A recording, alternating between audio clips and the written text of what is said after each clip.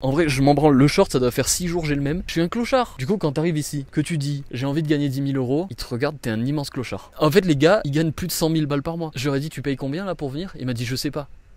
Comment ça, je sais pas? Oui, pourquoi il n'y a pas des femmes? C'est macho. Nous, on vous embête pas pourtant. Mais si, en fait. Si, vous nous embêtez. Même si t'es un groupe d'hommes avec une femme au milieu, le groupe ne se comportera pas du tout de la même manière qu'un groupe de 10 hommes. Il n'y a personne qui fait la gueule ou je sais pas quoi. Il n'y a pas de comportement de gonzesse en fait. Un peu mais souvent. Un peu mais souvent. Un peu mais souvent. Un peu mais souvent.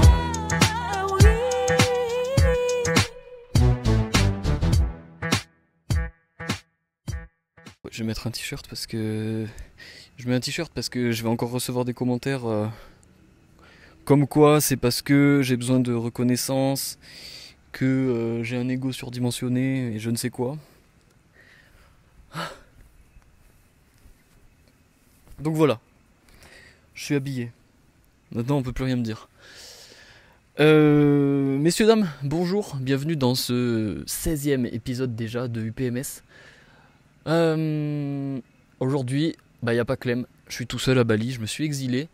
Et justement, je voulais en profiter pour vous parler de tout ça, de Bali, de pourquoi je suis parti, de partir seul aussi, de qu'est-ce que j'essaye de développer. Et puis potentiellement de tout ce que je vais faire dans les prochaines semaines.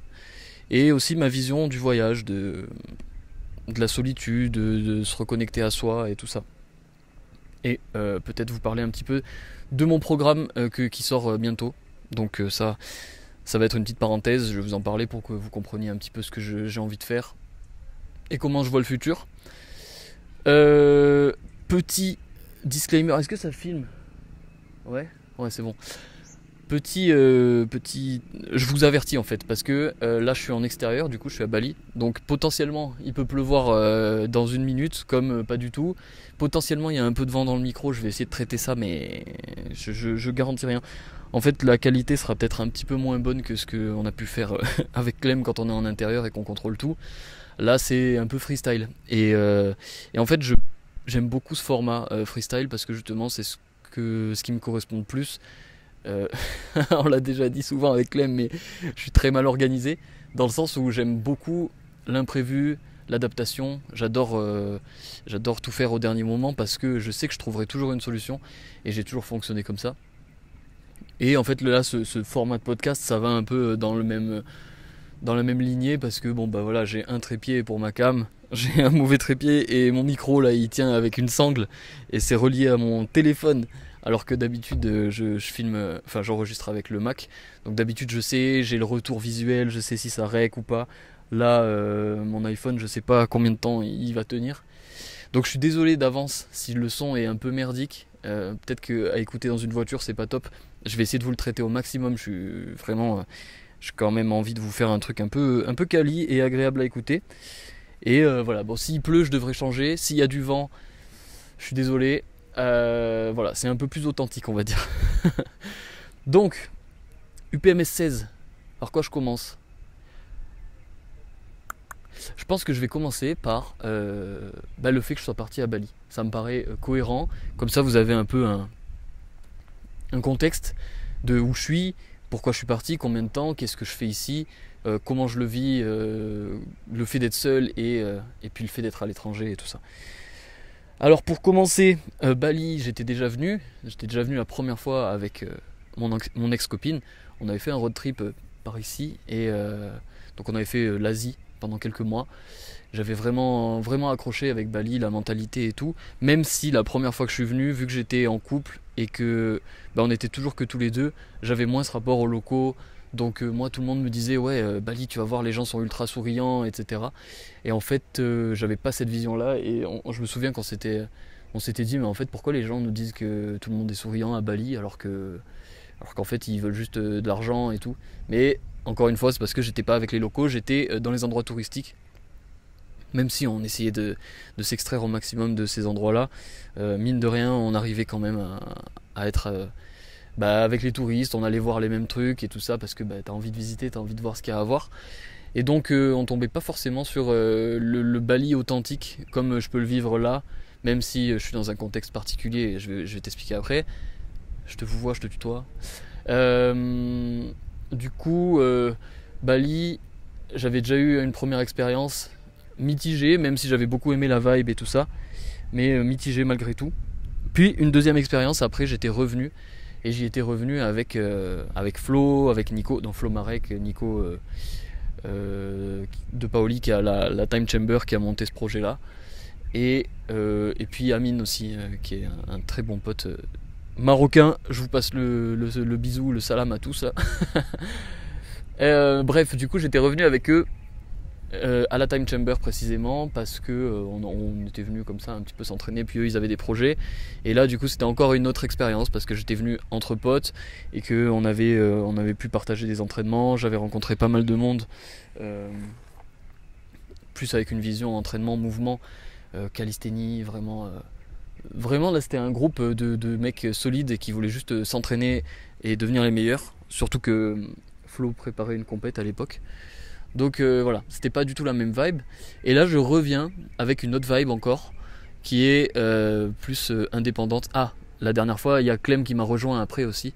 Et là pour le coup on est allé visiter, parce que Clem avait jamais visité Bali. Et du coup on a visité, on a fait plein de trucs.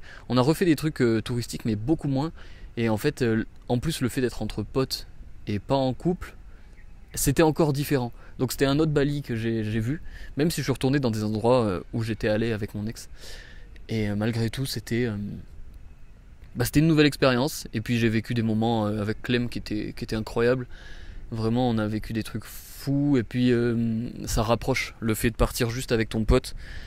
Là ton meilleur pote dans ce cas là, c'est tellement puissant parce que du coup t'es dans l'inconnu mais avec une personne que tu connais, et c'est ça qui fait que en fait c'est ton seul pilier entre guillemets dans l'inconnu. Donc ça permet de vivre des choses beaucoup plus puissantes, de s'ouvrir plus, d'apprendre à se connaître plus, et en fait ça nous avait encore plus rapprochés, même si on fait déjà beaucoup de choses ensemble, qu'on a fait une coloc ensemble et tout, mais je sais pas, c'était encore un truc en plus, et c'était vraiment une super expérience. Et du coup, je reviens à ça, cette nouvelle expérience à Bali, c'est encore une autre chose parce que là, j'ai décidé de partir tout seul. J'ai décidé juste de faire mon voyage comme je l'entendais, pour venir. Alors, principalement, mes motivations, c'est venir travailler, venir un peu m'exiler de la France, de l'Europe, pour plusieurs raisons. Et donc, je vais détailler après. Mais aussi voilà, pour beaucoup travailler, beaucoup prendre du temps pour moi, me remettre en question, prendre du recul sur toute ma vie, sur la situation actuelle, aussi bien professionnelle que perso, que familiale, tout ça. Et j'ai ressenti ce besoin du coup de venir ici. Alors Bali, pourquoi ? Parce que je connaissais, donc c'est de l'inconnu sans en être, parce que même si je suis pas dans mon pays, c'est pas ma culture, c'est pas ma langue, malgré tout j'ai quand même des points de repère. Je commence à connaître un petit peu comment ça fonctionne, je sais où j'aime aller, je sais comment fonctionne le pays, et j'ai des connaissances sur place qui font que c'est de l'inconnu sans être de l'inconnu. Et en fait actuellement c'était le meilleur choix pour moi, parce que dans l'optique de me remettre en question, comme j'ai pu dire avant, c'était la meilleure solution pour être dans l'inconnu sans être dans l'inconnu, pour être dans une nouvelle mentalité, mais en gardant un petit peu un contrôle sur cette mentalité, pour aussi connaître suffisamment pour ne pas avoir envie d'aller faire du tourisme, d'aller découvrir tout ce qu'il y a à découvrir sur l'île, parce que ça je l'ai déjà fait. Même si je connais pas tout, j'ai déjà fait beaucoup de choses, et je suis moins tenté de procrastiner et de me dire je travaillerai plus tard, c'est bon, faut que j'aille nager avec les raies ou je sais pas quoi. Tu vois. Donc là c'est pour ça que du coup je suis beaucoup plus discipliné, et en fait dès le premier jour ici je suis arrivé, je me suis senti direct dans une autre énergie. Et en fait cette énergie, plus de discipline, de travail, d'ambition, de clarté d'esprit, de focus et de motivation, elle vient Euh, pour moi, selon moi, en tout cas, ça vient de la différence de mentalité qu'il y a entre, je vais pas dire le reste du monde parce que je connais pas tout le monde, mais entre beaucoup d'endroits et la France. En fait, je critique pas la France parce que c'est un pays magnifique, c'est là où j'ai grandi, et puis j'adore ce pays. Enfin, on a une histoire incroyable, etc. Une culture folle et qu'il faut préserver et qu'il faut maintenir. Mais il y a une mentalité actuellement qui me déplaît, mais au plus haut point, mais au point de quitter la France, d'avoir envie de quitter la France en fait, parce que y a un laxisme ambiant permanent qui me dérange, parce que j'ai l'impression une volonté de tirer le peuple vers le bas et de ne pas aider les personnes qui ont envie de s'en sortir à s'en sortir, et au contraire j'ai l'impression qu'on fait tout pour que tu restes en bas et que tu t'élèves pas. On va pas soutenir les entrepreneurs, on va certainement pas les aider, bien au contraire, on va les taxer au maximum, il y a beaucoup de choses comme ça qui me déplaisent, et c'est même pas tant les taxes, parce que les taxes, si en gros, si je payais des taxes, mais que le service du pays était derrière à la hauteur, et qu'il y avait de la sécurité, des infrastructures parfaites, des hôpitaux parfaits, un système de santé, un système de sécurité impeccable, allons-y, payons des impôts, j'ai envie de te dire. Mais là, c'est pas ce que je retrouve, et en tout cas, moi, c'est juste mon avis, c'est pas ce que j'ai envie d'expérimenter dans ma vie actuelle et de vivre. Et c'est pour ça que là, je suis parti à Bali pour justement changer de cette mentalité. Parce que quand tu es en France, je suis pas un entrepreneur à succès, où je gagne pas des millions, ou je ne sais quoi, mais j'ai cette ambition. J'ai quand même l'ambition de développer mon activité, de me mettre très bien financièrement, de gagner de l'argent, de pouvoir vraiment m'élever et sortir de cette espèce de dans les livres de dev perso, ils appellent ça la rat race, mais en gros c'est vraiment juste essayer de sortir du fait de gagner 2000 balles par mois, 3000 balles.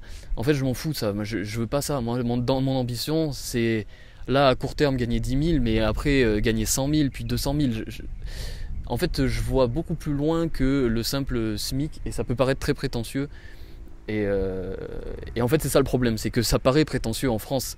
Et quand tu arrives ici, moi je suis un énorme clochard ici. Là, je suis à la Bali Time Chamber pour vous remettre le contexte. Donc, c'est une place où on se retrouve uniquement entre hommes pour faire une retraite entre mecs. Donc il va y avoir du sport, il y a toute la bouffe qui est compris, et c'est que de la bouffe saine. Les mecs qui viennent là, ils sont sélectionnés, donc il y a un minimum de... Enfin, il y a un mindset à avoir, il y a un état d'esprit... Putain, pourquoi je parle comme un fils de pute de parisien. Il y a un état d'esprit à avoir. Il y a... En fait, tous les mecs qui sont ici, ils bossent principalement sur Internet, ou en tout cas, ils ont des business qui fonctionnent, ils sont entrepreneurs, ils ont une liberté financière, une liberté géographique, et ils ont cet état d'esprit là.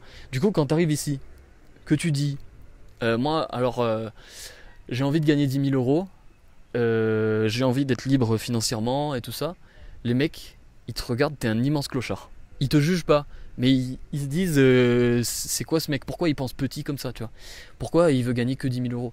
Parce qu'en fait, là, il y a des gars, je parle avec des mecs, juste là. En fait, les gars, ils gagnent plus de 100 000 balles par mois. Je leur ai dit, tu payes combien là pour venir ? Il m'a dit, je sais pas. Comment ça, je sais pas ?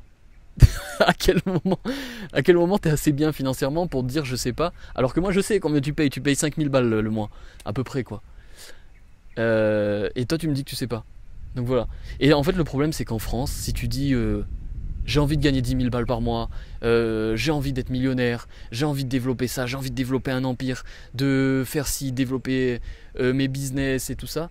Ben, en fait, direct, on te met dans la case du mec soit prétentieux parce que tu dis que tu veux gagner de l'argent, soit le gars qui rêve et qui est déconnecté de la réalité, parce que gagner plus de 2500 euros par mois en France, déjà, c'est pas possible, tu vois, dans leur tête.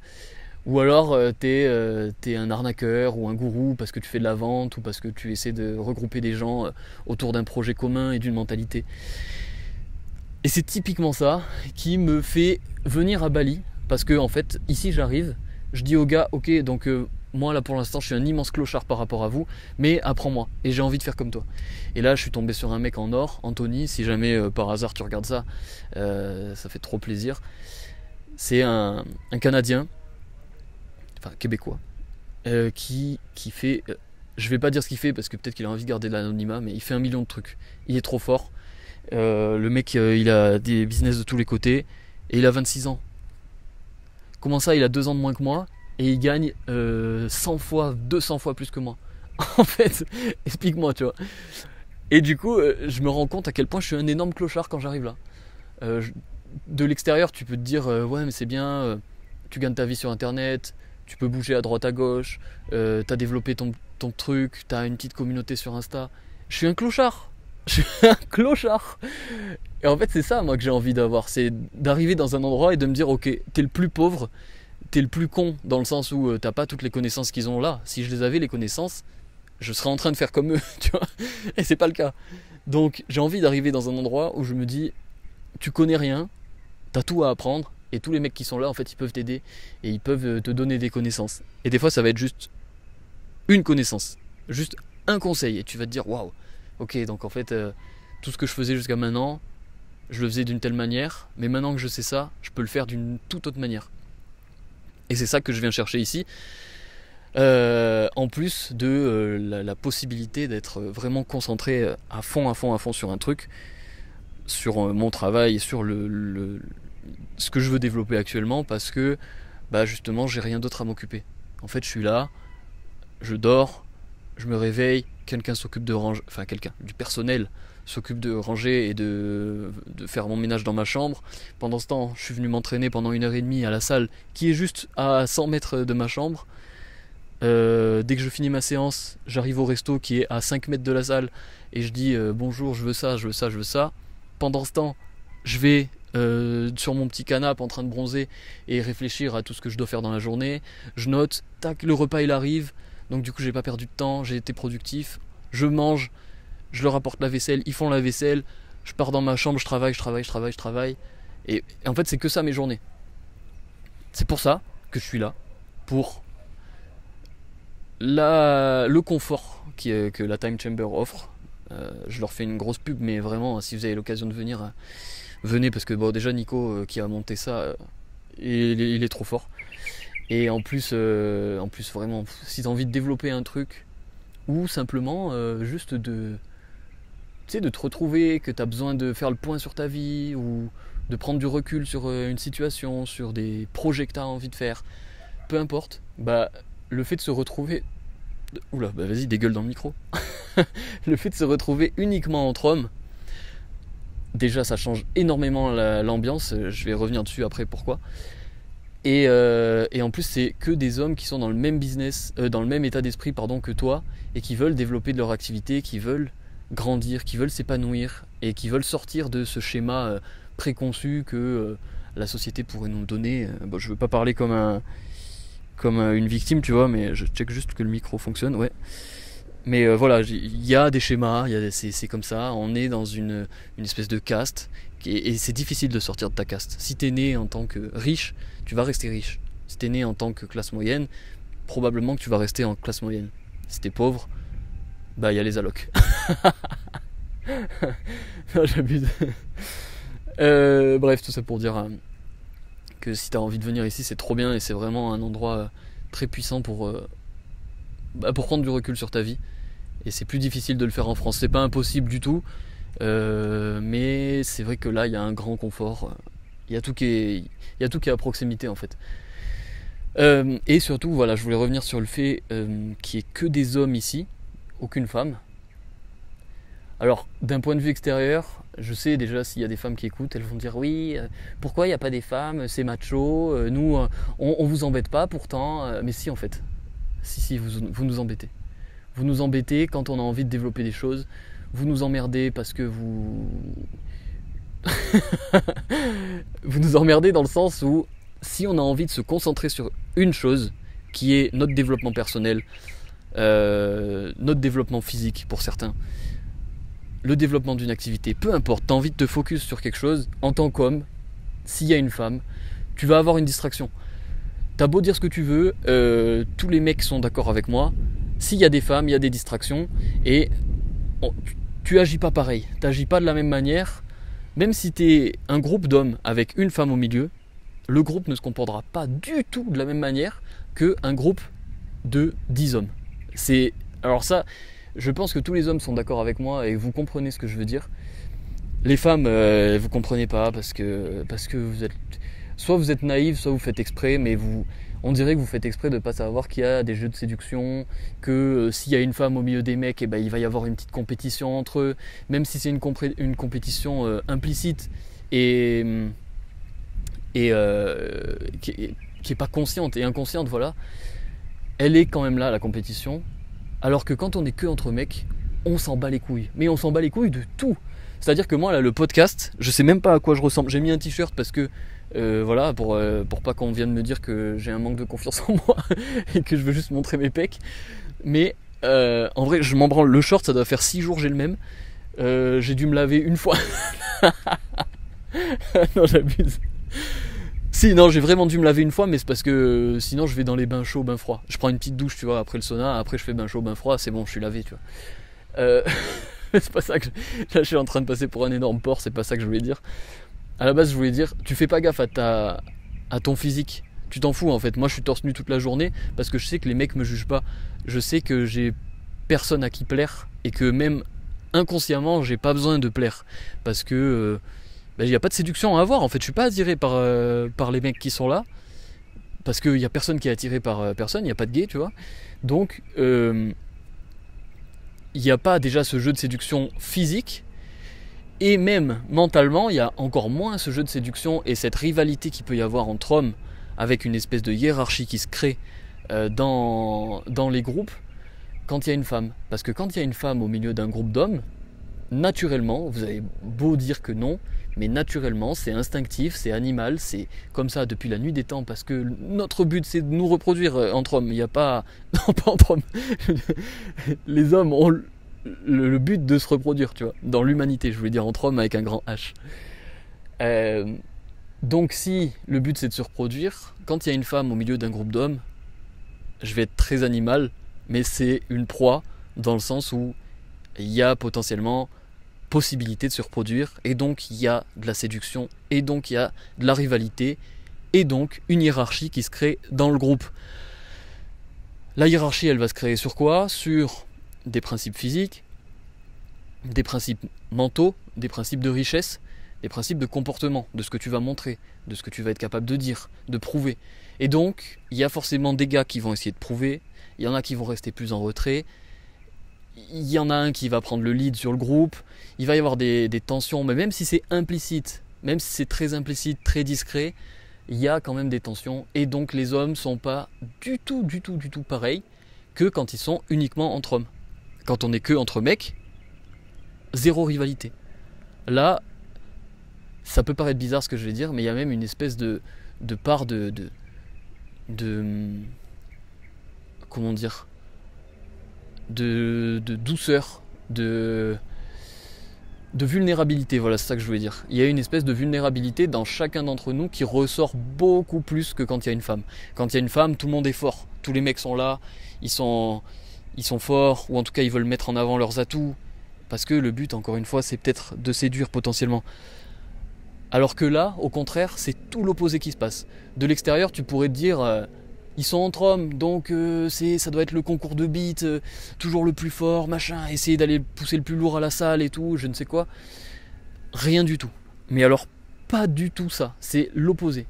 Je te dis, il y a une espèce de vulnérabilité qui se met en place, où tous les mecs s'entraident entre eux. On est tous là à essayer de connaître l'autre. Si l'autre a un problème et qu'il a envie d'en discuter, on est là. On écoute attentivement, on va essayer de parler peut-être de solutions, essayer de réfléchir à plein de trucs. Il y a une énorme communication qui se met en place et ça casse beaucoup de barrières. Ça casse principalement les barrières de la pudeur qu'il peut y avoir entre hommes dans un groupe mixte. Là, j'ai pas la sensation qu'il y ait cette pudeur en fait. Je veux dire, les mecs viennent viennent te voir comme ça, sans aucune gêne. Tout à l'heure, j'étais en train de manger, et il y a un gars qui vient me voir, et il me fait... il me dit, ouais, qu'est-ce que tu fais dans la vie, et tout ça, parce qu'on n'avait pas discuté, mais on s'entraîne souvent côte à côte. Enfin, on parle même pas à la salle, tu vois, c'est ça qui est ouf. C'est que sans se parler, il n'y a même pas de tension. On n'est pas là à se dire, ouais, vas-y, pourquoi il me parle pas, ou quoi que ce soit. Non, non, c'est... Tout le monde est dans son coin, et dès que tu as envie de parler, tu parles. Et en fait, c'est ultra bienveillant, il y a personne qui fait la gueule ou je sais pas quoi. Il y a pas de comportement de gonzesse en fait. C'est pas péjoratif ce que je veux dire, mais je pense que vous comprenez. Mais en fait, ouais, du coup, le mec vient me voir et il me dit, ouais, ça fait plusieurs fois que je te vois t'entraîner et tout, qu'est-ce que tu fais dans la vie? Donc je lui explique vite fait. Et puis je lui dis, bah, je commence à développer un peu Insta et les coachings et tout ça. Et il me dit, ah putain, moi aussi j'ai envie de faire ça, mais je sais pas faire. Et tu vois, un mec, habituellement en tout cas, c'est beaucoup plus rare quelqu'un qui te dit je sais pas faire que quand on est dans cet état d'esprit-là, d'apprentissage, de tout le monde peut nous apporter quelque chose, d'ouverture à l'autre. Et en fait, je trouve ça touchant parce que le mec il te dit je sais pas faire, apprends-moi, qu'est-ce que tu peux m'expliquer? Et du coup, je lui explique un petit peu moi ce que je sais, tu vois, j'ai pas la science infuse, mais il se trouve que j'ai développé mon compte Insta qui est en train de bien monter et donc j'identifie certains points qu'il faut mettre en place et tout ça. Donc j'essaie de lui expliquer ça. Et après, du coup, je m'intéresse un peu plus à son business, à ce qu'il fait lui. Et en fait, pareil, je lui pose plein de questions. Et il n'y a pas de pudeur sur le fait de poser des questions, parce que j'estime qu'on a à apprendre de tout le monde et que tout le monde peut nous apporter quelque chose. Et je me placerai jamais au-dessus des autres sur n'importe quel domaine. Au contraire, j'ai plus tendance à me placer en dessous pour... à minimiser en tout cas ce que je fais et à très peu parler de ce que je fais. Je suis très discret sur ce que je fais. Parce que j'aime pas trop me mettre en avant, même si j'ai un podcast et que je fais des vidéos sur internet. Pour autant, je pense que vous en savez très peu sur ce que je fais, sur comment je pense, sur ma façon d'être, etc. Parce que j'ai du mal à parler de ça, j'ai du mal à m'ouvrir, même si je le fais de plus en plus, comme là par exemple. Et bref, là du coup, tu vois, j'ai osé, plus avec lui, m'ouvrir, lui dire ah ok ça m'intéresse beaucoup, à parler de mes anciennes relations, parce que du coup ça vient beaucoup ça entre hommes là, ça arrive très souvent qu'ici on parle de relations, de traumatismes, de blessures, de douleurs, de peine et tout ça, parce qu'en fait on vit les mêmes choses, on pense de la même manière, et on est tous dans cet esprit d'ouverture. En fait il y a une espèce de filtre qui a été fait en amont, ici, parce que vu que les gens sont sélectionnés et qu'ils ont tous le même état d'esprit, t'arrives dans un environnement qui est comme toi en fait, comme ta mentalité. Et c'est pour ça que c'est ultra puissant. Et du coup ça me permet de rebondir peut-être sur l'environnement proche qu'on peut avoir. Je pars dans tous les sens, je suis désolé, mais en fait il y a trop de trucs qui me viennent, j'ai envie de vous parler de plein de trucs. Et du coup peut-être que je pars dans tous les sens, je suis désolé si c'est le cas, dites-le moi, mais j'ai envie de parler de tout putain. Mais du coup oui, l'environnement, la puissance de l'environnement, en fait tu la retrouves ici.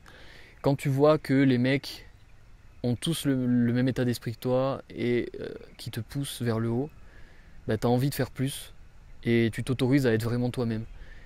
Et du coup, je dis pas qu'il faut pas qu'il y ait de femmes dans ton environnement proche, c'est pas du tout ça. Je dis juste que si t'es dans un moment de ta vie où t'as besoin de te développer, où tu sens que tu peux faire quelque chose au fond de toi, tu sais pas trop comment, ou alors tu sens qu'il y a trop de distractions à droite à gauche, que t'arrives pas à être aligné vraiment avec toi-même, et que le soir quand tu vas te coucher t'es un peu déçu parce que t'en as pas fait assez, parce que t'es pas allé au bout de ce que t'avais envie de faire. Ça peut être à cause de ton téléphone, ça peut être à cause des relations, ça peut être à cause de ton travail, peu importe. Quand tu ressens ça dans ton lit le soir, en tant qu'homme je parle, parce que je peux pas parler pour les femmes, je sais pas, mais c'est certainement que ton environnement peut t'empêcher d'atteindre ce que tu as envie d'aller chercher, tu vois. Et moi, le principal conseil que je donne, même si encore une fois, j'ai pas réussi, je suis pas millionnaire, j'ai pas des centaines de business comme les mecs peuvent avoir là, mais malgré tout, j'identifie, en tout cas à mon humble échelle, que quand quelque chose va pas dans ta vie, si tu changes ton environnement, en général, ça va aller vers le bon. Par environnement, j'entends aussi bien environnement proche, humain, donc tes amis, ta famille, tes relations, que environnement physique. Typiquement, je prends l'exemple de Amine, mon pote dont j'ai parlé au début, au Maroc. Il a sa maison, il a sa salle juste en bas. Il a monté sa salle en bas de chez lui pour pouvoir s'entraîner, pour ne plus avoir d'excuses. Quand on est à ce stade-là, d'avoir la possibilité de t'entraîner chez toi, tu peux plus rater ton entraînement. Tu peux plus avoir d'excuses pour te dire oh, je vais pas à la salle, je vais pas m'entraîner. Tu peux plus dire que tu n'arrives pas à progresser physiquement. En fait, tu peux pas parce que tu as tout mis en place pour que ça fonctionne.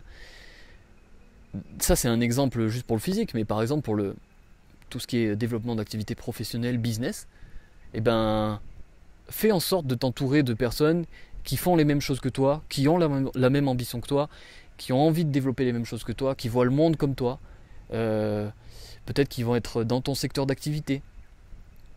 Et ne t'entoure pas, je te dis pas de tout dégager du jour au lendemain, même si ça peut être une solution, mais ne t'entoure pas de gens qui vont... Il n'y a rien de péjoratif dans ce que je vais dire, attention, mais si toi tu as envie de faire 10, 20, 30, 100 000 euros par mois, tu peux pas te permettre de rester avec des gens qui font SMIC, 2000, 3000.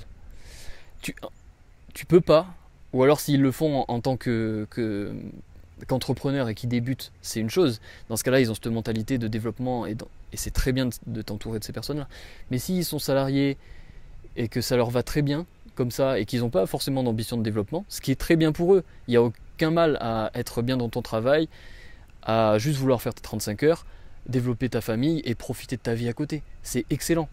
C'est juste que toi, si tu ne te sens pas aligné avec ça, ne t'entoure pas de personnes qui sont dans cet état d'esprit-là. Il faut que tu t'entoures de personnes qui sont dans le même état d'esprit que toi. Et ça, il y a un livre qui a écrit ça. Alors, je ne sais plus ce que c'est le livre. Je sais juste que c'est le coach de Tony Robbins. Tony Robbins, peut-être que vous connaissez, il fait du développement perso, il fait du coaching. Le mec vend ses coachings à 1 million à des chefs d'entreprise. Donc bon, voilà, ça va. Financièrement, ça se passe bien. Mais ce mec-là, en gros, il a dit, il y a une règle des 33% qui fonctionne de telle manière à ce que, en gros, ta vie doit être répartie par tranche de 33%. Tu dois passer 33% de ton temps avec des gens moins développés que toi sur l'aspect que tu veux développer, parce qu'on est tous développés sur plein d'aspects, mais on a chacun des qualités. Moi, peut-être que je vais être plus développé physiquement que d'autres, mais ces autres personnes vont être peut-être plus développées en termes d'activité professionnelle, en termes d'argent, en termes de famille, en termes de spiritualité, peu importe.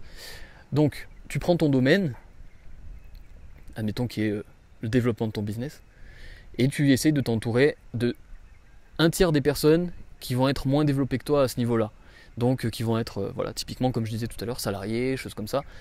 Et à ces personnes-là, le but, c'est de leur expliquer ce que toi, tu as envie de faire. D'essayer de leur expliquer, leur montrer ce que toi, tu as envie de faire. Pourquoi ? Parce que ça te permet de clarifier tes pensées, ça te permet de développer ta vision et d'exprimer ce que tu as en toi à des gens qui ne voient pas forcément le monde comme toi et qui vont être réceptifs à ta vision du monde ou pas, et qui vont peut-être te challenger et te dire « Ah, mais pourquoi tu penses comme ça ?» et tout ça. 30%. 33 autres pourcents, c'est des gens qui doivent être au même niveau que toi, au même stade. Donc typiquement, tu es en train de développer ton activité, tu te lances juste, entoure-toi de gens qui lancent leur activité et qui sont dans la même énergie de lancement, qui ont envie qui ont la dalle, qui ont envie vraiment de développer ça et qui sont juste au début, qui savent pas trop comment faire et tout ça. Parce que là, vous allez beaucoup vous aider, vous allez avoir les mêmes problématiques, la même réflexion.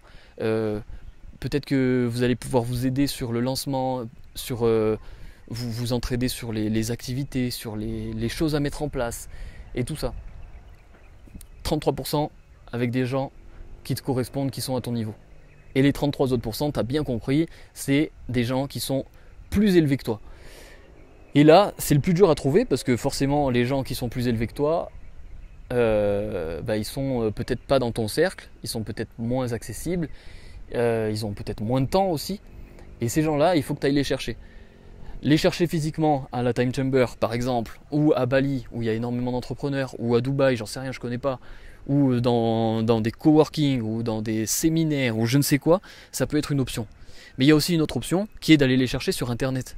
Et sur Internet, comment tu vas chercher quelqu'un ? Réseaux sociaux, vidéos, podcasts. Parce que le temps que tu passes avec une personne, tu peux le passer à distance ou en physique, tu le passes, ce temps. Donc du temps passé, c'est du temps passé. Si tu écoutes quelqu'un parler 2 heures par jour et que cette personne est plus évoluée que toi sur le business ou l'activité que tu as envie d'améliorer dans ta vie, eh ben elle fait partie de ton entourage, cette personne. Elle fait partie de ton entourage. Et donc voilà. Le livre disait ça, 33, 33, 33. Et il y en a même qui disent de faire plus 50-50. 50% avec des gens qui sont à ton niveau et 50% avec des gens qui sont au-dessus. Ça, je pense que c'est un peu extrême parce que du coup, ça veut dire que en fait, tu dois virer des personnes de ta vie, même si tu les... Parce que tu peux aimer des gens qui n'ont pas forcément l'ambition de se développer professionnellement. Je veux dire, moi j'ai plein de potes qui ont leur taf, ils ont leur job, ça leur va très bien et ils n'ont pas spécialement d'ambition de développement. Ils vont rester comme ça et pour autant je m'entends trop bien avec parce que on a d'autres centres d'intérêt, on va chercher d'autres choses et puis quand je suis avec eux, je sais que c'est pour telle chose. Je suis pas avec eux pour aller parler développement business. Encore qu'eux, ils peuvent m'apprendre beaucoup de choses, tu vois. Donc c'est pour ça, moi je suis... Ça c'est ma vision du truc, mais je suis assez mitigé là-dessus. Je suis plus dans l'état d'esprit de rester ouvert à tout le monde, parce que tout le monde peut t'apprendre, communiquer avec tout le monde, mais vraiment aller discuter avec des gens sans a priori, sans se sentir supérieur, tu vois, juste... En fait, moi, quand je vais discuter avec quelqu'un, c'est bizarre, mais j'y vais avec cet état d'esprit-là. Je me dis, je suis un gamin. Vraiment, juste, je vais voir la personne comme un enfant. J'arrive et je pose 1 million de questions sur tout. Je veux tout savoir. Donc, je vais pas être le gros lourd à dire ah oui, et pourquoi, et comment, et si, et ça. C'est pas ça. C'est juste, tu écoutes très attentivement quand tu es avec quelqu'un. Tu écoutes vraiment et tu essayes de tout comprendre. Typiquement, j'ai rencontré une personne là récemment qui travaille sur Internet aussi et elle bosse sur une plateforme en ligne qui fait une chaîne YouTube quoi. Parce que je vais pas rentrer dans le détail, ça sert à rien. Bref, une chaîne YouTube mais qui est optimisée par une plateforme. Et j'ai voulu tout comprendre comment fonctionne la plateforme et pendant qu'elle me montrait, je me disais ok donc en fait cette plateforme là, elle a sûrement été faite avec ça et devenue rentable grâce à ça. Les mecs ont optimisé comme ça, comme ça, comme ça. Et en fait, tu essayes de tout comprendre. Il faut essayer de toujours tout comprendre, te poser plein de questions. Et justement, poser des questions aux gens sans avoir peur du regard, sans arriver en tant qu'expert en disant non mais ça, je sais. Me raconte pas ce que tu sais là, parce que moi je sais en fait. Si tu arrives comme ça, déjà, je pense que tu as perdu d'avance. Il faut être ultra humble. On a à apprendre de tout le monde. Il y a de la valeur chez tout le monde et puis on a tous des parcours de vie différents donc voilà, je pense qu'il faut être humble, oser poser des questions, oser être vulnérable dans le sens ne pas tout savoir et à mon avis c'est comme ça qu'on grandit. Et du coup je reviens à l'environnement, même les gens que tu estimes dans les 33% moins développés que toi, ils ont des choses à t'apprendre, c'est certain. Et donc c'est pour ça qu'il ne faut pas non plus tous les virer de ta vie. Et moi je suis pas trop de cette optique-là. Même si je préfère passer du temps avec des gens qui ont le même état d'esprit que moi et qui ont envie de se développer comme moi, je veux garder des gens qui ont une vie peut-être plus simple, qui ont une vision plus simple de la vie, plus posée, plus dans le moule quoi, parce que ils ont forcément des trucs à m'apprendre et je veux dire, je suis personne, j'ai pas à me sentir au-dessus juste parce que ça y est, je fais des vidéos sur YouTube et que j'ai 16 000 abonnés, tu vois. C'est pas... C'est pas ma façon de voir le monde en tout cas. Et idem dans le sport, hein. Même si j'ai des connaissances, même si c'est mon taf, même si physiquement je suis correct, bah en fait là il y a des mecs qui s'entraînent, qui ont un physique, tu te dis c'est pas possible qu'ils s'entraînent. Et les gars, ils m'ont appris des choses parce que ils ont suivi une formation avec tel mec et tel mec lui a enseigné ça. Et du coup, lui maintenant il s'entraîne de cette manière-là. Et en fait, si j'étais arrivé en me disant non mais c'est bon, me parle pas, t'as vu mon physique, t'as vu le tien, ok, donc ultra prétentieux et tout, bah j'aurais pas eu la connaissance qu'il m'a donné, tu vois. Il m'a donné des mouvements à faire sur de la mobilité, de l'animal flow, un peu idoportal movement et tout ça, là, si vous voulez aller regarder. Il m'a appris plein de trucs à ce sujet-là, tu vois. Mais parce que je suis resté curieux, parce que je suis resté humble, parce que je suis resté ouvert, et parce que justement j'ai accepté d'avoir cette part de vulnérabilité due à l'environnement, que j'aurais peut-être pas eu, tu vois, dans une salle à Fitness Park en France, tu vois. C'est pas du tout la même mentalité, il y a pas... Quand tu arrives dans une salle en France, il y a une espèce de rivalité, tout le monde se regarde, si tu fais... t'as une espèce d'ego qui est là, genre, tu sais, t'as ta série, tu sais que tu dois faire, j'en sais rien, 4 fois 10 reps au bench, tu sais que pour que tes reps soient quali, tu dois mettre 60 kilos, j'en sais rien. Juste parce qu'il y a des meufs autour, ou des mecs à impressionner, ou des gars qui lèvent un petit peu plus lourd ou un petit peu moins lourd, tu vas peut-être aller mettre 65 ou 70. Pourquoi ? Parce que t'as un ego de merde qui est là et qui te dit attends mais il faut que t'impressionnes. Mais plus, tu vois, il faut que tu portes lourd, il faut que tu sois le mec qui porte lourd, etc.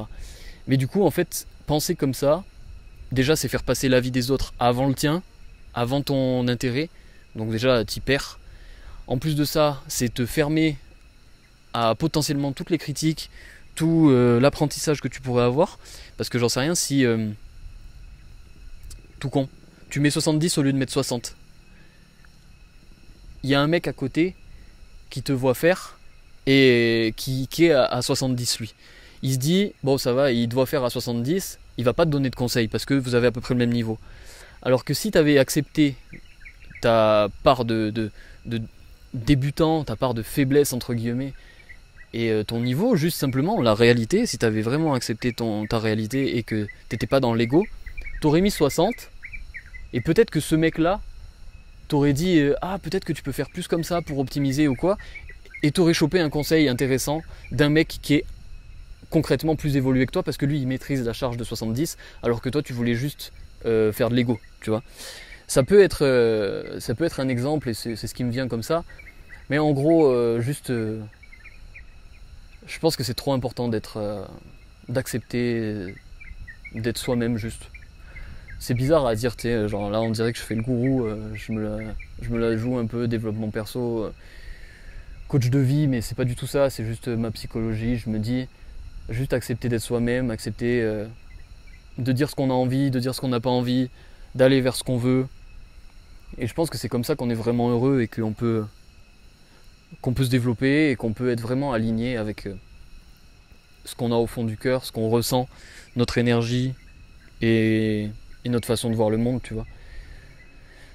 Donc voilà, ça c'était. J'ai parlé longtemps pour dire que en gros j'étais bien ici. Et je vous ai même pas expliqué pourquoi j'étais parti. Alors que j'avais pris mon petit carnet avec des notes.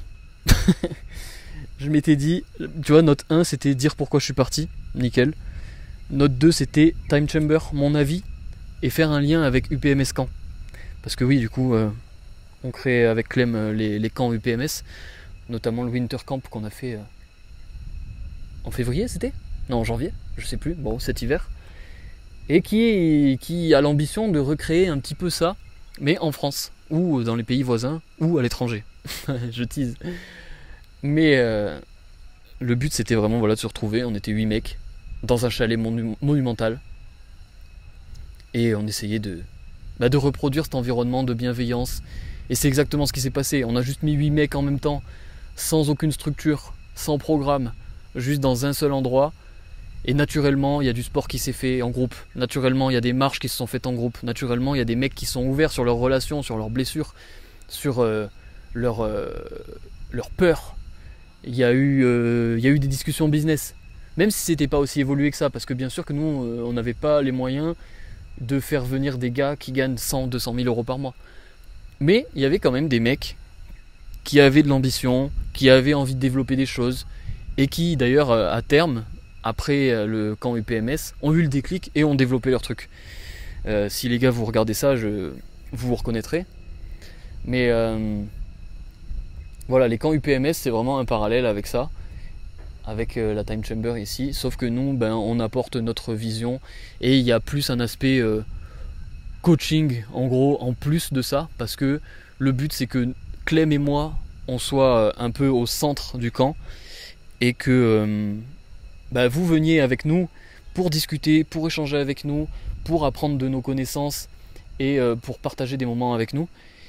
Et idem en fait, nous on sera aussi curieux d'apprendre plein de choses à vos sujets, voilà, enfin d'échanger sur tous les sujets. Et ça, vous avez bien compris la dynamique, parce que ça fait 45 minutes que je parle de ça.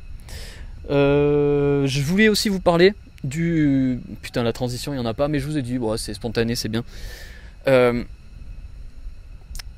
pourquoi je suis là, dans le sens plus business. Je dis business comme si j'étais un entrepreneur à Dubaï, pas du tout. Mais je sais pas, vous comprenez, c'est pas un mot pour me la racler ou quoi que ce soit, c'est juste business quoi. On s'en branle. Du coup, je suis venu ici en fait parce que j'avais l'ambition de mettre en place mon programme UPMS hybride qui va sortir prochainement, ou qui est peut-être déjà sorti quand tu regardes cette vidéo, qui sort le 1er avril 2025. Et j'avais besoin de me retirer de la France, d'être loin, d'être dans un endroit où j'ai aucune gêne. Tu vois, là je suis au milieu du passage, je suis avec mon putain de micro et une caméra. En fait c'est normal ici, il n'y a personne qui va te juger, il y a un mec qui est passé là, il s'en bat les couilles, il s'en branle, personne te juge parce que tout le monde sait que tu es en train de développer quelque chose.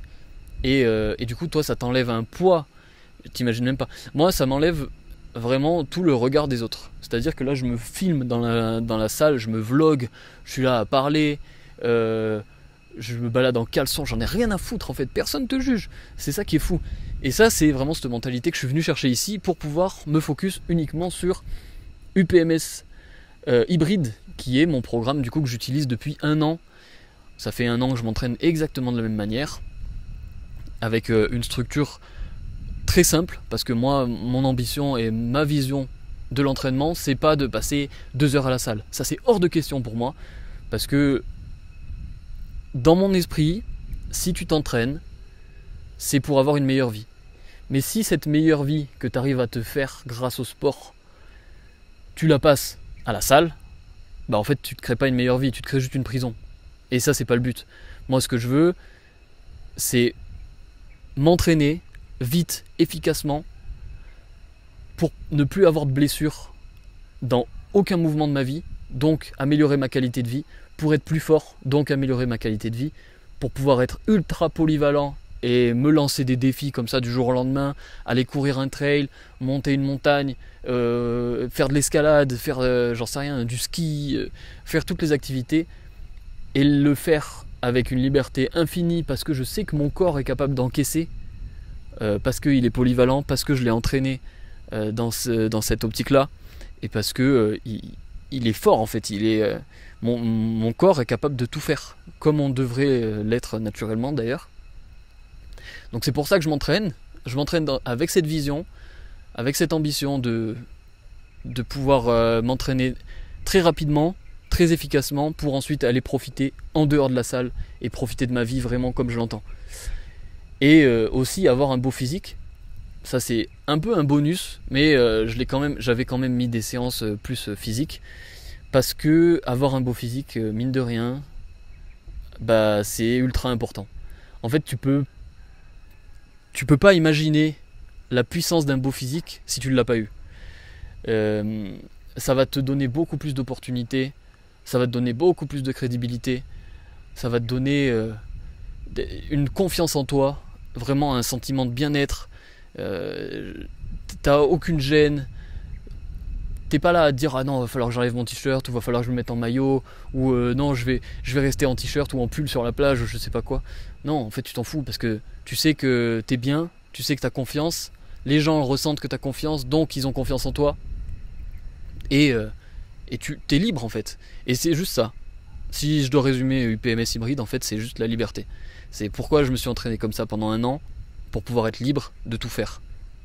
Et c'est pour ça que dans le programme que j'ai fait et que j'ai développé, je l'ai développé pendant 1 an pour l'affiner vraiment à ma façon de voir, à ma façon de m'entraîner, pour passer le moins de temps possible, pour éviter le maximum les blessures avec tout ce que j'ai appris, l'expérience que j'ai acquise et tout.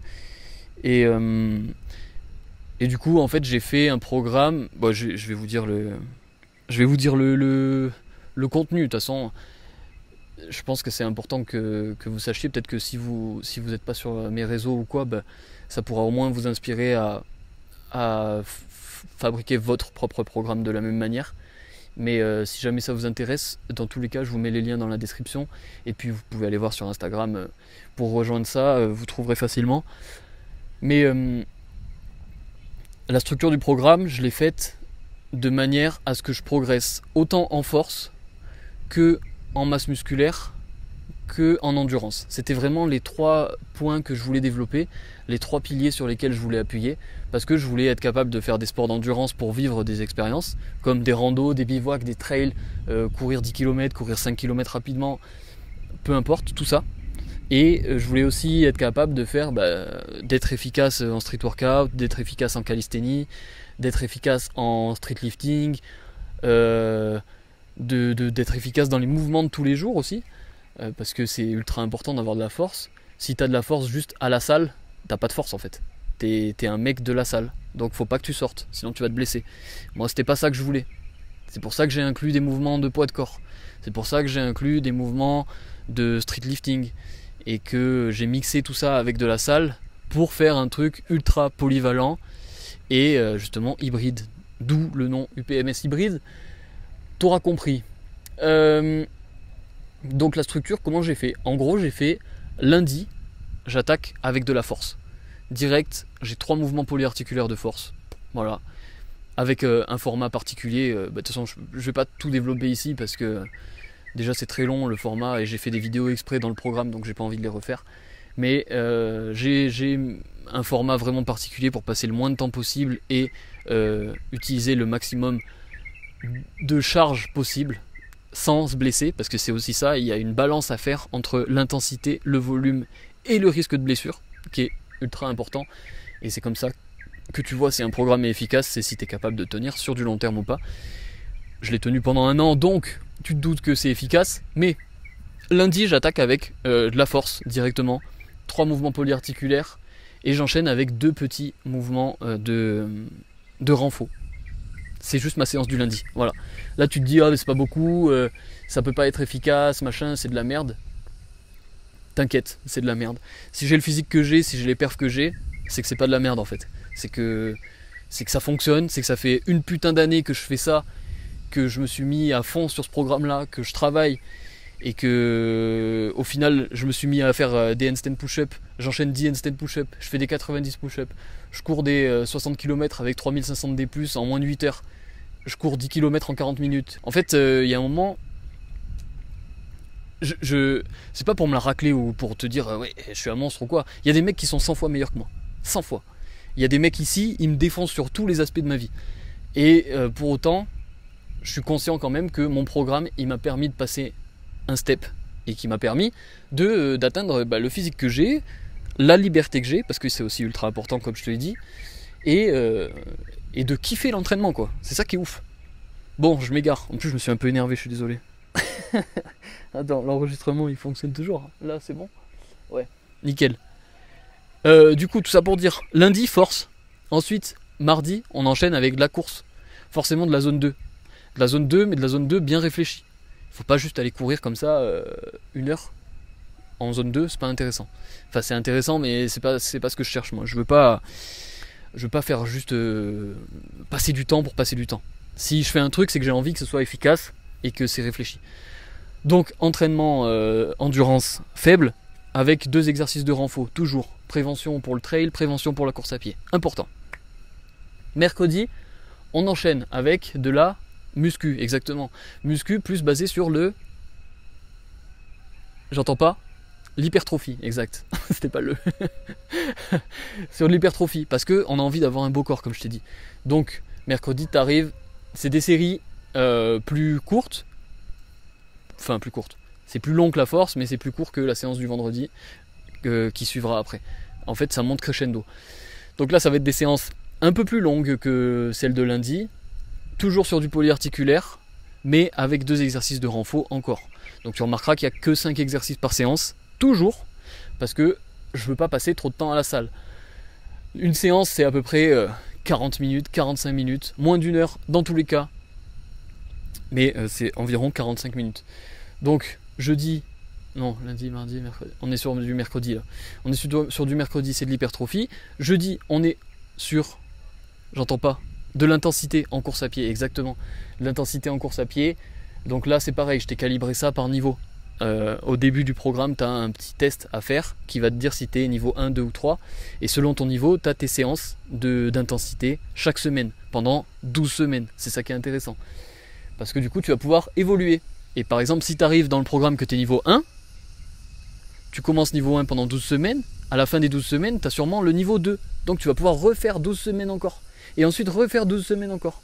Et du coup, ton programme, tu l'as rentabilisé fois 1000. Parce que du coup, c'est pas rentable pour moi, mais pour toi, c'est pas mal. Parce que ça te permet de faire une progression vraiment sur un an. Parce que tu peux évoluer en permanence, autant les séances de course à pied que les séances de muscu. Jeudi, donc, c'était des courses à pied, intensité. Si tu veux, il y a un petit WOD annexe qui est le jeudi. Mais ça, c'est que si t'es chaud et que t'es sûr de pouvoir encaisser. Parce que 2 intensités dans la même journée, c'est difficile à tenir. Tu vas y arriver 1 semaine, tu vas y arriver 2 semaines, 3 semaines, mais après, peut-être pas. Donc ça, j'ai fait une vidéo pour expliquer pourquoi et comment choisir. Mais il faut réfléchir, tu peux le faire 1 semaine sur 2. Bref, tu verras dans le programme, je t'ai tout expliqué. Vendredi, on repart sur de la muscu comme je te l'ai dit tout à l'heure, mais c'est des séances plus longues, parce que là on va travailler le volume. Qu'est-ce que c'est le volume? Je te parle pas de volume musculaire, je te parle de volume, ce qu'on appelle couramment l'endurance musculaire. Mais moi j'appelle ça volume parce que c'est juste que j'ajoute plus de volume dans ma séance, donc j'ajoute plus de reps. Voilà. Donc c'est une séance avec des charges plus légères, mais plus de reps. Ça c'est ma séance du vendredi.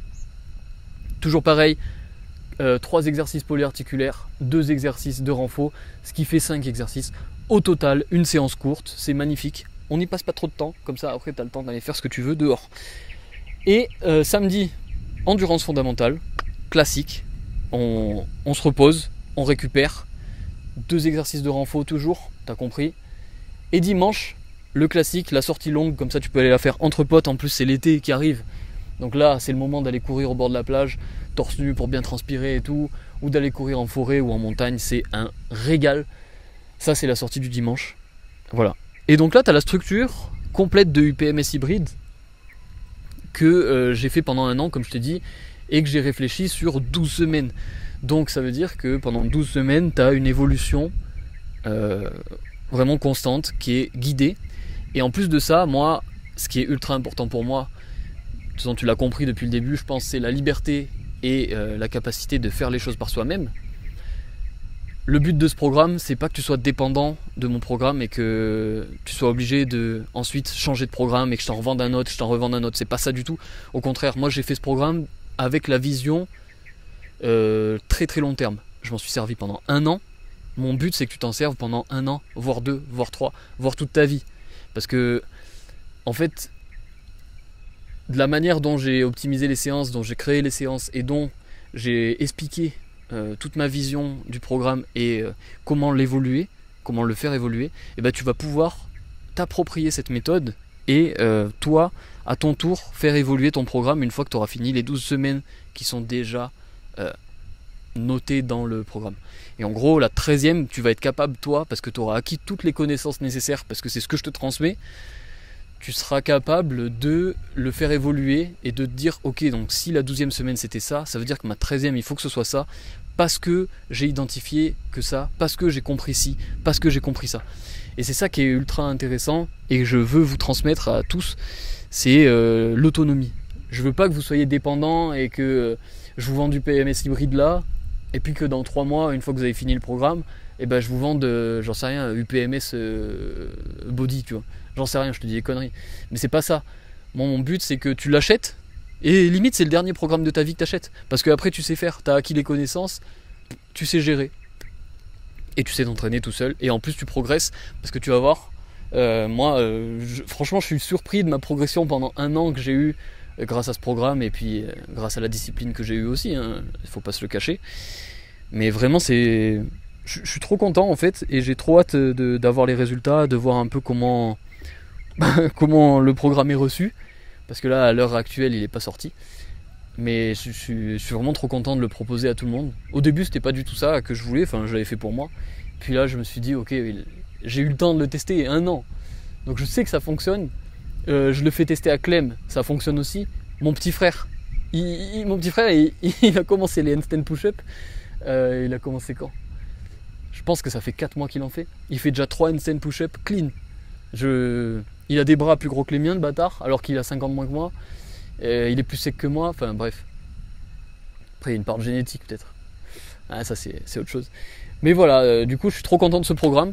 Je vous en parlerai sûrement encore à nouveau, mais j'ai trop hâte de le sortir. Et merci d'avance à ceux qui feront confiance et qui profiteront de l'offre de lancement. J'ai fait une offre de lancement de 72 heures. Si tu arrives à temps, tant mieux. Si tu arrives après, bah, je suis désolé. Mais le programme vaudra quand même le coup, il n'y a pas de souci. C'est juste que tu seras passé à côté d'une petite offre un peu sympa. Mais dans tous les cas, merci d'avance à tous ceux qui le prendront. Et puis j'ai hâte d'avoir vos retours. Franchement, je vais continuer à le mettre à jour. Je vais faire une FAQ à l'intérieur et je mettrai à jour selon vos questions. Donc si jamais je vois qu'il y a des questions pertinentes, je les ajouterai. Et vous y aurez toujours accès sur la plateforme. Et ça, c'est important. Voilà, ça c'était pour UPMS Hybride. Je pense que j'en ai beaucoup parlé. Je voulais faire un petit point sur les coachings personnalisés que j'ai actuellement.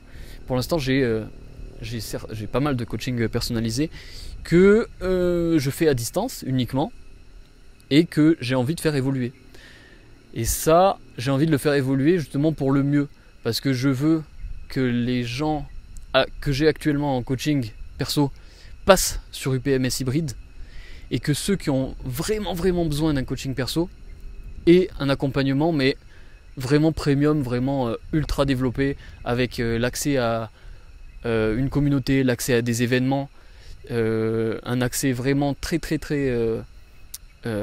rapide à du soutien, donc avec moi par WhatsApp, par appel, des appels fréquents, des choses comme ça.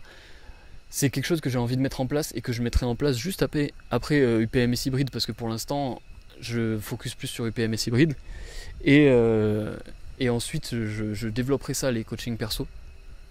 Mais ça, j'ai trop hâte de vous en parler aussi, parce que ceux qui veulent vraiment un accompagnement perso très approfondi en fonction de besoins spécifiques, de blessures, de manque de motivation, ou qui ont besoin d'un soutien très fort psychologique, et ben je pense que c'est une chose que les gens peuvent rechercher et que j'ai envie d'offrir, parce que moi, comme je t'ai dit depuis le début, le fait d'échanger et de pouvoir communiquer avec les personnes, je pense que c'est en toute modestie, je pense que c'est une force que j'ai et un gros point fort d'être capable de beaucoup d'empathie avec les gens, donc de comprendre très rapidement leurs besoins, leurs envies, leurs douleurs, leurs blessures, etc. et de pouvoir construire là-dessus, créer, essayer de vraiment d'ajuster mes mots, mes paroles, ma façon de penser, mon comportement avec eux, et donc de pouvoir communiquer vraiment à proprement parler au mieux avec cette personne-là. Donc c'est ce que j'ai envie de faire, des progs ultra personnalisés et une communication ouverte, attentive, bienveillante et motivante avec tout le monde. Voilà. Est-ce que le micro règle toujours? Ouais, je crois. 1h03. Ok. Putain, le téléphone il est bouillant. Je vais cramer moi. Voilà. Bon, j'ai trop chaud. Je suis désolé. Désolé pour les mecs qui vont dire que j'ai un ego surdimensionné. C'est pas vrai. En plus, regarde, je suis tout gras là. Regarde, on voit les plis. Putain, je transpire comme une chienne. Bon, bref, je me suis égaré. Je voulais, pour terminer, comme ça après je vous laisse tranquille, j'ai beaucoup parlé. J'espère que le podcast est intéressant quand même, parce que je sais pas trop. J'espère. Je voulais vous parler de Bali rapidement et d'un truc qui me... Enfin, de Bali. Pas tellement de Bali, mais du voyage en solo. Parce que j'en ai un peu parlé au début de pourquoi je suis venu... J'en ai un peu parlé, j'en ai beaucoup parlé. De pourquoi je suis venu là, qu'est-ce que je viens chercher, etc. Mais il y a aussi le fait que je suis parti seul. Et que... partir seul, c'est particulier. Il y en a beaucoup qui m'ont dit « Ouais, moi j'aimerais pas, moi ça me fait peur. » Ou alors l'inverse, moi j'aimerais trop. Voilà, il y a un peu de tout sur le voyage solo, qui est une bonne chose, hein. Il faut de tous les avis. 2 secondes. Et du coup, il y a cet aspect de voyage solitaire qui est ultra... qui est un peu clivant, mais en même temps qui est intéressant parce que ça fait naître beaucoup de choses, ça fait ressortir beaucoup de choses chez les gens. Ça peut faire ressortir soit de la peur sur ceux qui veulent pas partir seuls parce qu'ils vont vers l'inconnu puis ils savent pas trop vers quoi ils vont, ni ce qu'ils vont aller y chercher, ce qu'ils vont aller y trouver. Et il y a aussi ceux chez qui ça fait naître beaucoup d'excitation, de fantasmes, d'ambition, d'aventure. Et moi je suis plus de ce côté-là. Parce que ma vision du voyage seul, c'est qu'en fait t'es jamais vraiment seul. Je t'explique, je suis venu seul ici. Donc je suis parti seul. Et quand je suis arrivé ici, immédiatement, t'es avec des gens. Immédiatement, t'as du contact qui se crée. Parce que toi, on est des êtres sociaux. Ça, c'est indéniable. Et toi, naturellement, tu vas avoir beaucoup plus de facilité à aller vers l'autre que si tu étais avec quelqu'un, si tu étais parti avec un pote. Par exemple, quand j'étais avec Clem en voyage, on n'allait pas vers les autres, on n'allait pas vers les étrangers, on n'allait pas vers les locaux. Parce qu'on n'avait pas besoin en fait. On a déjà notre cercle, du coup, tu n'as pas besoin de te le construire. Alors que si tu pars seul, tu es là, seul, en étant un animal social, en ayant besoin de quelqu'un, en ayant besoin d'un cercle et d'un groupe, et ben tu vas aller te chercher ton groupe, tu vas aller te le construire, et donc tu vas aller naturellement vers les gens, et c'est instantané, je te promets. Immédiatement, toutes tes barrières, elles pètent. C'est-à-dire que la timidité, ça n'existe plus. La barrière de la langue, ça n'existe plus. T'arrives là, tu comprends rien à rien. Moi, je parlais avec des Australiens, je suis passé pour un débile. Parce que les Australiens, ils ont un accent, mon pauvre. Je comprends que dalle. Pourtant, j'ai pas un anglais minable non plus, mais... Les mecs... Il y a un gars, il est venu me parler. Il me dit, ouais, pourquoi t'es là? Je fais une parenthèse, là, je suis désolé, je m'égare, mais c'était drôle. Le mec, il me fait, ouais, pourquoi t'es là et tout. Donc déjà je comprends à moitié la phrase, je lui explique, je lui dis je suis là, j'ai envie de me retirer un peu, de me concentrer sur moi-même, de travailler sur mon truc, je vais lancer mon programme le 1er avril, etc. Voilà, du coup je suis là pour ça. Et toi qu'est-ce que tu fais? J'ai eu le malheur de lui poser la question, et toi qu'est-ce que tu fais? Il m'a répondu un truc, je n'ai rien compris, mais alors zéro mot, j'ai rien compris. Et du coup j'ai vu qu'à la fin tu sais il a fait un petit rictus là genre... Et donc je me suis dit, ok, donc ça veut dire qu'il a dit un truc drôle à la fin, rigole. J'étais là, j'ai fait, oh yes, I understand, yeah, I know. Et le mec d'un coup il s'est décomposé, il me fait, why are you laughing? Tu vois, il me dit, pourquoi tu rigoles? Et je dis, sorry, j'ai pas compris, tu vois. Et il me dit, parce que je t'ai dit qu'en fait j'avais eu un grave accident, que ma femme m'a quitté, et que du coup mes 2 enfants sont partis à l'étranger sans ma femme, enfin sans moi, avec ma femme, et que du coup je suis tout seul, donc j'ai voulu me retirer. Et il m'a dit ça. Donc en fait il m'a dit tout ça, et j'ai rigolé en disant yes, je comprends. Et tu vois. Et donc là, quand il m'a dit ça, je me suis dit waouh, ok. Je restais comme une merde, je passais pour un abruti, le gars il est parti. Il m'a dit ok, see you guy, et il est parti. Ouais, je suis resté assis, je me suis dit putain, t'es vraiment passé pour une énorme merde. Mais bon bref, c'était une petite parenthèse pour te dire que il faut pas avoir honte de la langue si tu parles pas très bien anglais, tu vois. Au pire, ça te met dans des petites situations un peu compliquées des fois. Mais ça passe vite. Là maintenant, il me reparle, tu vois, c'est mon meilleur pote, je comprends toujours rien, mais c'est mon meilleur pote. Maintenant, il me fait des gestes pour me parler. Ah, les gars, les Australiens, ils font aucun effort, putain, ils ont un accent, mon gars, c'est quoi là? On comprend que dalle, je sais pas comment on fait. Je pense que je vais partir en Australie pour essayer d'apprendre l'australien. Bref, tout ça pour dire, quand tu voyages seul, t'as toutes tes barrières qui pètent. Tes croyances, tes préjugés, tes avis, etc. Il y a tout ça qui pète et qu'en fait, tu passes au second plan et toi, ton seul projet maintenant, c'est rencontrer des gens nouveaux, essayer d'aller vers eux, créer des conversations et faire des choses nouvelles. Et naturellement, t'es parti seul, mais tu vas te trouver un groupe. Ça va peut-être pas être tes meilleurs potes, ça va peut-être pas être l'amour de ta vie, ça va peut-être pas être des gens avec qui tu es ultra aligné, mais tu vas commencer à créer des petites relations et tu seras pas seul. Et il y a un cercle social qui va se créer, des interactions, et en fait tu vas petit à petit te faire ta zone de confort. Quand tu es parti de chez toi, tu es allé hors de ta zone de confort, et là en fait ton but c'est d'en créer une autre, ou alors d'agrandir la première, tu vois. Tu l'agrandis, et tu vas essayer de créer ça. Et en fait tu vas rien essayer du tout parce que ça va se faire naturellement. C'est ça qui est bien dans le voyage solo, c'est que pour l'instant t'as peur. Pourquoi t'as peur? T'as peur parce que t'es dans ton confort. Et ce qui fait peur, c'est pas d'être à Bali. C'est pas d'être à Bali ce qui te fait peur. C'est de partir de chez toi. Et la nuance elle est énorme. Parce que t'as plein de blocages qui te font dire non mais je peux pas aller à Bali, c'est loin. Je peux pas aller à tel endroit, c'est trop loin, la culture c'est pas la même, s'il m'arrive quelque chose, enfin genre je connais personne et tout ça, mais c'est pas tout ça qui te fait peur. Ce qui te fait peur c'est de quitter ta routine actuelle, c'est de quitter ton environnement que tu connais, c'est de quitter ton cercle proche. Et il me semble que c'est Brel qui disait ça dans une interview. Il disait, je sais plus la ville qu'il prenait en exemple, mais je crois qu'il disait Hong Kong. C'est pas d'aller à Hong Kong qui fait peur. Mais je crois qu'il l'a dit exactement. Putain, j'ai dit pareil, oh, je suis Brel ou quoi? Il a dit c'est pas d'aller à Hong Kong qui fait peur, c'est de quitter Villevort, je crois, parce qu'il est belge.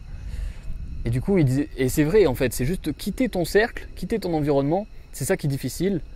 Mais une fois que tu seras là-bas, une fois que tu auras franchi ce cap, juste de te dire je pars. Juste je pars. Tu fais ton sac, ça va être dur. Tu dis au revoir à tes proches, ça va être dur. Tu fais le trajet pour aller jusqu'à l'aéroport, ça va être dur.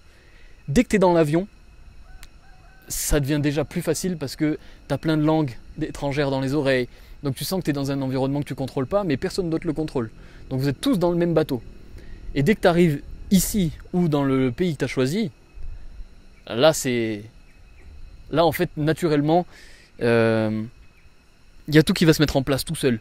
Tu vas avoir je sais pas, t'as 1000 idées nouvelles qui vont arriver parce que t'es dans un environnement nouveau, donc t'as une façon de voir le monde nouvelle qui va arriver. Tu vas oser aller parler aux gens, tu vas te prendre en main immédiatement.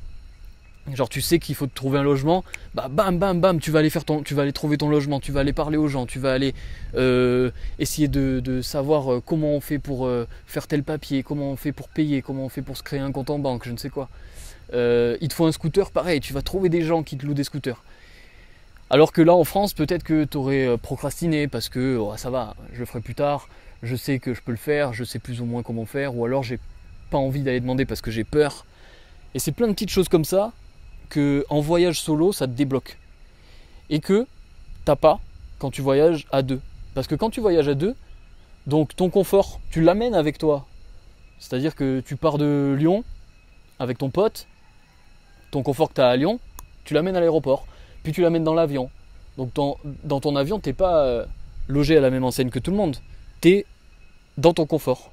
Donc tu n'es pas dans l'inconnu comme les autres. Donc déjà, ça crée une dissonance.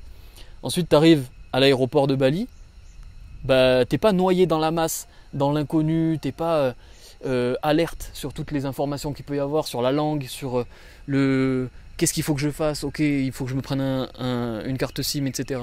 T'es pas là-dedans, t'es juste avec ton pote et tu dis, vous commencez à parler, vous commencez à dire, ah ok, qu'est-ce qu'on fait, y a des compromis qui doivent se faire. C'est pas de l'action, de l'instantané, c'est toujours des discussions. Vous n'êtes pas ouvert aux autres. Et du coup, ça bloque beaucoup de choses, et moi je trouve que ça bloque beaucoup d'opportunités nouvelles que ça peut te créer.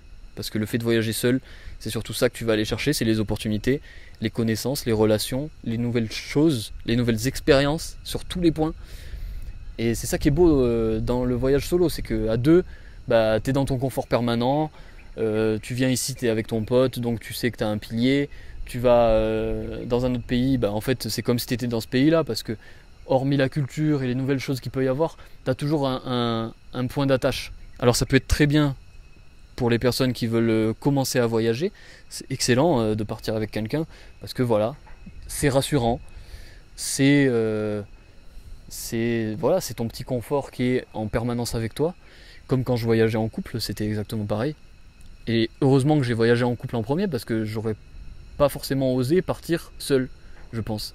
Et c'était elle qui m'avait donné le goût du voyage, et au final maintenant je kiffe voyager seul, tu vois. Donc c'est deux choses différentes. Mais voilà, je sais pas pourquoi, je pense que j'ai pas trop répondu à la question, mais il n'y avait pas trop de questions non plus. Mais j'ai juste donné mon avis sur le voyage solo et le voyage à deux ou en groupe en tout cas. J'espère qu'il y avait des trucs intéressants et qui t'ont parlé et dont tu vas pouvoir tirer de l'expérience ou des idées en tout cas. Parce que c'est... Déjà le voyage c'est une chose de la vie qui devrait être obligatoire, je trouve. Tout le monde devrait voyager parce que ça ouvre l'esprit, c'est trop puissant en fait, ça t'apprend plein de choses, ça rend humble, beaucoup, ça rend humble, ça t'ouvre aux autres, ça casse les préjugés, ça te montre que... ça te fait relativiser, ça te montre qu'il n'y a pas grand chose qui est grave dans la vie finalement. Parce que c'est grave selon notre prisme, mais quand tu viens dans un autre pays avec une autre vision, d'autres problématiques, bah en fait tes problèmes, ils ont beaucoup moins d'impact quand tu prends le recul nécessaire. Ça a beaucoup moins d'impact que peut-être leurs problèmes à eux, tu vois. Et ça te permet de relativiser sur les choses de la vie, je trouve. Même si t'es pas obligé d'aller loin, hein. T'es pas obligé d'aller en Asie ou j'en sais rien, en Ouzbékistan ou je ne sais où. C'est pas ça. Juste voyager en Europe, déjà. T'es en France, tu vas en Espagne. Déjà, la culture, c'est pas la même. Là, je te parle pas d'aller à Ibiza ou à Salou, hein. C'est pas ça, parce que là, la culture, attention. Hein. Ou à la Jonque, parce que je vous vois, les mecs. Hein. L'Espagne, c'est pas ça. Si tu vas en grosse Catalogne, là, et que tu vas dans des villages reculés, là, il y a une vraie culture et qui va être totalement différente de celle de la France, où tu vas pouvoir commencer à toucher du doigt la liberté, une mentalité différente, des problèmes différents, et forcément ça va te faire relativiser. Et après, si tu pars dans des cultures un peu différentes, juste en Afrique ou en Asie ou pas aux États-Unis, mais peut-être dans les pays d'Amérique du Sud ou quoi, les pays peut-être un petit peu plus pauvres font peut-être plus réfléchir, parce que il n'y a pas cette culture de pays riches qui est un peu mondialisée finalement. Donc c'est vrai que moi j'ai un petit faible pour ces pays-là, déjà parce que la vie y est plus douce, c'est plus agréable.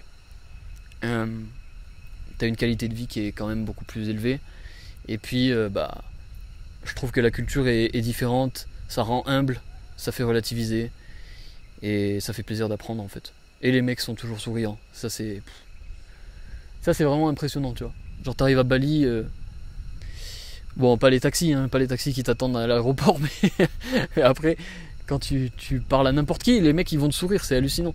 Ils sont trop contents. Et bon, après, par contre, le choc quand tu rentres en France et que les mecs font la gueule, bon, ça c'est autre chose. Je vais pas commencer à chier sur la France. De toute façon, je pense que j'arrive au bout du podcast. Ça fait 1h18. J'ai fait un peu le tour de plein de trucs. Je suis parti un peu dans tous les sens, je suis désolé, j'espère que c'était pas trop chiant à écouter. Un dernier point pour ceux qui sont restés jusque là. Déjà merci beaucoup d'être toujours présent à écouter UPMS. Encore désolé si le vent, l'image, je sais pas, tout ça gâche un peu la qualité du podcast. Mais c'est plus spontané et moi je m'y retrouve vraiment là-dedans. Je préfère faire des trucs comme ça. Je vais commencer à faire des vlogs. J'ai tourné le premier. Des vlogs à Bali.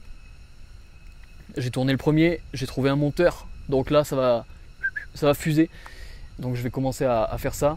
Est-ce que ça tourne toujours? Oui, c'est bon. Oh, il reste 9 minutes de cam. Donc je vais commencer à mettre des vlogs de Bali sur YouTube.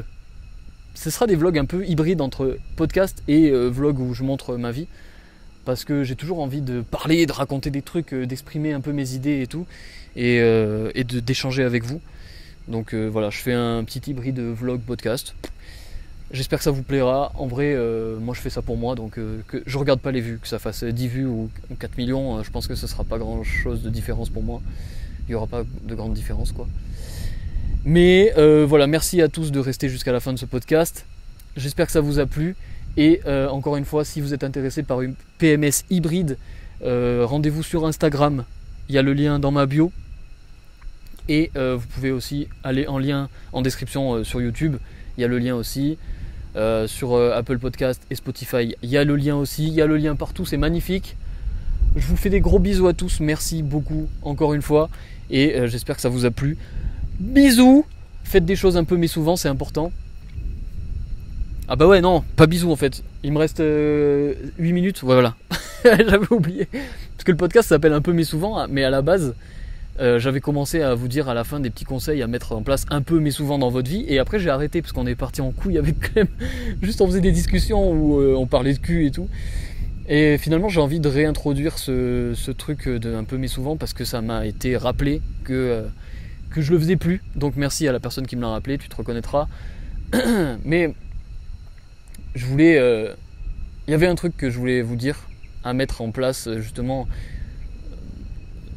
avec parcimonie dans votre vie, et qui moi m'a beaucoup aidé. Enfin bon, m'a beaucoup aidé. En tout cas qui m'a énormément aidé même, je vais dire. C'est je sais pas si je l'avais déjà dit, mais je crois pas. C'est d'écrire une page par jour dans un cahier, et ça je le fais tous les matins. En gros tous les matins, j'ai mon cahier, c'est un petit carnet format A5, je crois. Donc tout petit, donc la page elle prend pas beaucoup de temps à écrire. Où je mets... Oh, il y a beaucoup de vent là. Désolé si ça fait du bruit dans le micro. En gros, tous les matins, je mets ma date en haut à gauche, l'heure, parce que je trouve ça important, l'heure. Des fois, ton énergie change entre le matin et le soir. Et si un jour je dois le relire, j'ai envie de savoir si ce que j'ai écrit c'était le matin ou le soir. Voilà, bon, bref. Donc je mets la date, l'heure, et ensuite j'écris. Et juste j'écris sans juger. Sans aucun jugement. Juste j'écris comme si j'écrivais à Dieu, comme si j'écrivais à l'univers. Il y a du vent. Comme si j'écrivais et que personne n'allait jamais le lire, mais que je donnais ça à une entité supérieure, que je donnais ça à une énergie, que je donnais ça à l'univers, à Dieu. En fait, t'appelles ça un peu comme tu veux. Il faut juste que tu comprennes la dynamique et la vision que j'ai quand j'écris. C'est que je me déleste de toutes mes pensées du matin, donc que j'ai eu pendant la nuit, que j'ai eu au réveil. Et au réveil, c'est là où tu as la plus grande clarté d'esprit. Donc je me déleste de tout ça. Juste j'écris. Je me force à écrire la page complète. Et je trouve toujours des choses à dire. Peut-être que je vais parler d'une pensée que j'ai eue ce matin en me réveillant. Peut-être que je vais parler d'une peur, d'un cauchemar, d'une expérience que j'ai fait la veille, de quelque chose qui va se passer dans la journée et que je redoute, ou que j'ai hâte. C'est pas forcément négatif, c'est pas forcément des tourments ou des traumas ou quoi que ce soit, même si après ma séparation, je me suis mis à écrire après ma séparation, parce que j'avais besoin de vider mon esprit et tout ça. Et j'ai beaucoup écrit, beaucoup à ce sujet. Ça m'a permis à ma manière de faire ma thérapie, tu vois, de me faire mon deuil de la relation. Mais maintenant, je m'en sers plus du tout pour ça. Je m'en sers plus pour clarifier mes idées et pour juste, voilà, libérer mon esprit. Mais je me souviens que j'en avais parlé dans un podcast avec Clem où je disais que ça me permettait aussi d'avoir un memento mori, comme Marc Aurèle l'appelle, qui est de te souvenir que tu vas mourir, donc tous les jours remercier l'univers et remercier Dieu, etc. Mais moi là c'est plus dans la vision de liberté d'esprit, juste de m'enlever toutes ces pensées que j'ai, de poser tout ça sur papier et de dire à quelqu'un ou à quelque chose, peu importe comment tu le vois, ce que j'ai sur le cœur, sans aucun jugement. Quand j'écris, j'ai aucun jugement sur mes pensées, j'ai À aucun moment je me dis ah telle personne va le lire, du coup il faut pas que j'écrive ça. Aucun moment.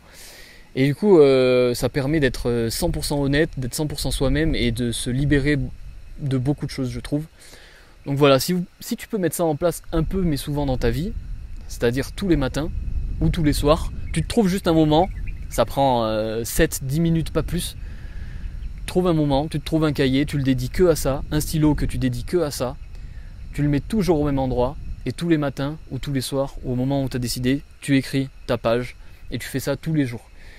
7 minutes, 10 minutes par jour, tout le monde les a, il n'y a pas d'excuse, et en fait, à long terme, le bénéfice que ça t'apporte en termes de santé mentale, c'est énorme. Voilà. C'est tout. Gros bisous, merci à tous d'avoir écouté le podcast jusqu'à la fin, j'espère que ça vous a plu. De toute façon, il va pleuvoir je pense, on est en saison des pluies à Bali, donc je vais vite ranger tout ça. Et ah oui, c'est le Niepi ici. C'est je crois que c'est un genre de nouvel an balinais. Du coup, demain, j'ai pas le droit de parler, pas le droit de lumière, pas le droit de manger, pas le droit de sortir d'ici. Je vais faire que travailler, voilà. Renseignez-vous si vous voulez savoir ce que c'est. Ça va être cool. Gros bisous, ciao. Allez, je coupe.